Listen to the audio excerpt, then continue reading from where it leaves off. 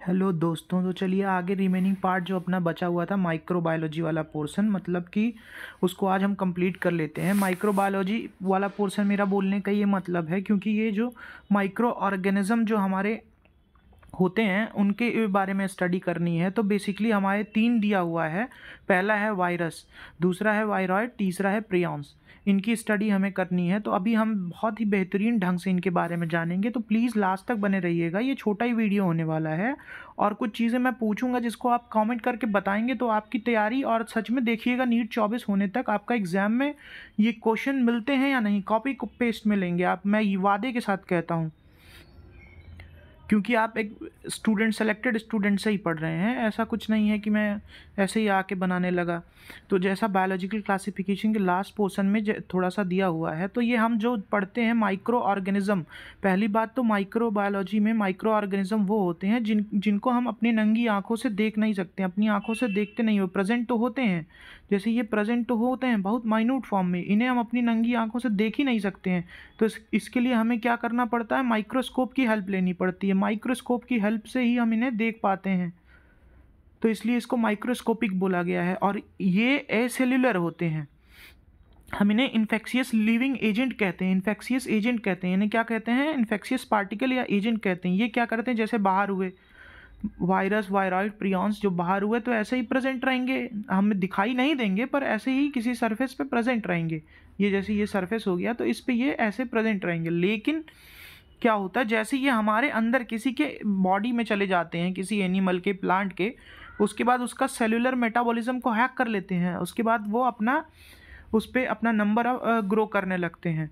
तो हम आगे चलते हैं, इनको क्या बोलते हैं, ये कभी लिविंग ऑर्गेनिज्म नहीं होते, ध्यान दीजिएगा, हमेशा लिविंग इन्फेक्शियस एजेंट होते हैं ये, इनको लिविंग ऑर्गेनिज्म कंसीडर नहीं किया जाता। तो अभी आगे चलिए, वायरस। एक वायरस जो हमारे नाक में दम कर रखा है 2019 से, उसका नाम है सार्स कोव 2। ये सार्स कोव 2, सार्स कोव 2 जिसको बोलते हैं कोविड-19, ये लिविंग इन्फेक्शियस एजेंट है। इसकी डिस्कवरी किसने की थी, इसकी डिस्कवरी की थी DJ इवानोव्स्की ने। किसमें, 1892 में। कब की थी, 1892 में की थी। बेसिकली किया क्या था, इन्होंने देखा कि टोबैको का ये पौधा है, टोबैको का ये पौधा है, इन्होंने देखा कि इसमें तो कुछ डिजीज़ हो गई है, और वो ऐसी है जो बैक्टीरिया प्रूफ फिल्टर, जो ये फिल्टर है, ये फिल्टर है जो बैक्टीरिया को वो कर देता है, रोक देता है कि स्पेसिफिक साइज़ के बैक्टीरिया होती हैं उसको उसको भी क्रॉस करके चला जा रहा है अंदर।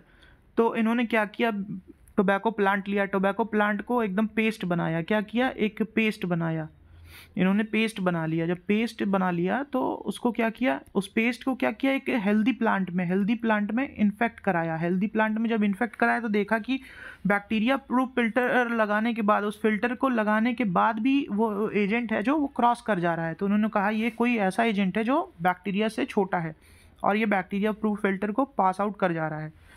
इसमें एक चीज़ हमें ध्यान रखनी होगी, इसका जेनेटिक मटेरियल जो होगा या तो DNA होगा या RNA होगा, कभी दोनों नहीं होगा, बोथ कभी नहीं होगा, बोथ कभी नहीं होगा, इतना ध्यान रखिएगा, ये कई बार आ चुका क्वेश्चन है, बोथ कभी नहीं होगा, या तो DNA होगा या RNA होगा। दूसरी बात, ये हमेशा ऑब्लिगेट पैरासाइट होंगे, क्योंकि इनका कुछ का खुद का ना तो साइटोप्लाज्म होता नहीं है, इनका खुद का साइटोप्लाज्म होता नहीं है, इनमें एब्सेंट होता है। एब्सेंट होने की वजह से ये क्या करते हैं, बाहर पड़े रहते हैं पार्टिकल की तरह। जब अपना दूसरे का किसी इन्फेक्शन दे के किसी स्पीसीज के साइटोप्लाज्म को हैक कर लेते हैं तो ये उसमें अपने नंबर को मल्टीप्लाई करते हैं, तो इन्हें इसलिए ऑब्लिगेट पैरासाइट बोला जाता है, क्योंकि बाहर तो ये ऐसे ही पार्टिकल के रूप में प्रेजेंट है। ये अपना असली रंग तभी दिखाते हैं जब वो किसी के ऊपर इन्फेक्शन कर देते हैं। इनमें मेटाबॉलिज्म अपना खुद का एब्सेंट होता है, अपना मेटाबॉलिज्म एब्सेंट होता है, ये हाईजैक करते हैं दूसरे के मेटाबॉलिज्म को और अपना कॉपी बढ़ा के आगे जो है। इसमें एक सबसे खतरनाक वायरस होता है, उसका आप कमेंट करके नाम बताइएगा, उसका नाम होता है रिवर्स ट्रांसक्रिप्टेज। मैं बता दे रहा हूँ, हालांकि रिवर्स ट्रांसक्रिप्टेज वायरस होता है जो उस क्लास का, वो बहुत ही खतरनाक होता है। और वो खतरनाक क्यों होता है, आप ये मेंशन करिएगा क्यों होता है। और इसके बाद एक साइंटिस्ट आए, MW बेजरनिक। बेजरनिक ने 1898 में, डेट याद रखिएगा, डेट से ही इस बार क्वेश्चन 2-3 बार से पूछ रहा है, डेट याद रखिएगा। इन्होंने कहा कंटाजियम वाइवम फ्लूडम, एक ऐसा कंटाजिवस फ्लूड है जो कि मतलब इन्फेक्शियस पॉइजनस फ्लूड है जो इन्फेक्शन काज कर रहा है। इसको इन्होंने क्या कहा, कंटाजियम वाइवम फ्लूडम, एक ऐसा जहरीला फ्लूड जो इन्फेक्शन काज कर रहा है। इसकी अब हम एक बार कंक्लूजन कर लेते हैं इसका कि वायरस क्या होता है। वायरस की डिस्कवरी डीजे इवानोव्स्की ने 1892 में की। उसके बाद क्या हुआ, उसके बाद एक साइंटिस्ट आए 1898 में, उन्होंने कहा वायरस को कंटाजिवम वाइवम फ्लूइडम। उसके बाद 1935 में एक साइंटिस्ट आए, अमेरिकन साइंटिस्ट थे, माइक्रोबायोलॉजिस्ट थे, जो इनका नाम था स्टैनले, MW स्टैनले। स्टैनले ने क्या किया, इन्होंने वायरस को एक क्रिस्टल में ही कन्वर्ट कर दिया। जो ये वायरस थे, वायरस को क्रिस्टल्स में कन्वर्ट कर दिया। ये वायरस हैं, ये किसने किया, ये अपने स्टैनले साहब ने इनको उठाया। उसके बाद कल्चर मीडिया में ग्रो तो वायरस होते नहीं हैं पर लिविंग से निकाला, उसके बाद इसको क्रिस्टलाइज कर दिया। उसके बाद इसकी स्टडी करी तो क्रिस्टल फॉर्म में किसने क्या किया था, इसको स्टैनले ने इसको क्रिस्टल फॉर्म में बनाया था। और उसके बाद इस तरह ही कुछ कैटेगरी होती हैं। अब मैं 5 आपसे इतना रिक्वेस्ट करता हूँ, उम्मीद तो करता हूँ आप नीट की तैयारी कर रहे हैं, तो 5 ऐसे डिजीज़, 5 वायरल डिजीज़ बताइए। 5 वायरल डिजीज़ कमेंट करके बताइए। क्या वायरल डिजीज़, मैं चाहता तो यहाँ लिख देता लेकिन आप बताइए। पहला होता है प्लांट को इन्फेक्ट करने वाले। ये एग्जैक्ट क्या होता है कि कोई भी वायरस इन्फेक्ट कर सकता है, पर generally single stranded RNA plant को ही इन्फेक्ट करते हैं। और एनिमल को इन्फेक्ट करने वाले कौन होते हैं, डबल स्ट्रैंडेड होते हैं। उसके बाद सिंगल स्ट्रैंडेड RNA होते हैं, डबल स्ट्रैंडेड RNA होते हैं, डबल स्ट्रैंडेड DNA होते हैं। मतलब एनिमल को तो सभी लगभग सभी वायरस इन्फेक्ट कर जाते हैं और मेजॉरिटी ऑफ प्लांट में सिंगल स्ट्रैंडेड RNA होता है। और बैक्टीरिया को इन्फेक्शन करने वाले को क्या बोलते हैं, बैक्टीरियोफाज बोलते हैं। बैक्टीरिया को इन्फेक्ट करता है। उसके बाद यही मैकेनिज़्म जो इनका होता है नेचुरल, ये हम बायोटेक्नोलॉजी में यूज़ करते हैं, बायोटेक में यूज़ करते हैं। ये कट करता है इसको रिवर्स ट्रांसक्रिप्टेज एंजाइम से। बैक्टीरिया जो होता है, ये बैक्टीरिया होता है, ये बैक्टीरियोफाज हुआ, ये एंटर किया। एंटर करने के बाद यहाँ आया डबल, उसके बाद बैक्टीरिया क्या किया, इसको रिवर्स से रेस्ट्रिक्शन एंडोन्यूक्लियस से काट दिया। तो इसका डिफेंस मैकेनिज़्म होता है। तो हम याद रखेंगे बैक्टीरिया को इन्फेक्ट करने वाला कौन होता है, वायरस डबल स्ट्रैंडेड मेजर होता है। और ये इससे रिप्रोडक्शन भी कर लेता है, ट्रांसडक्शन बोलते हैं इसको, इस फिनोमेना को।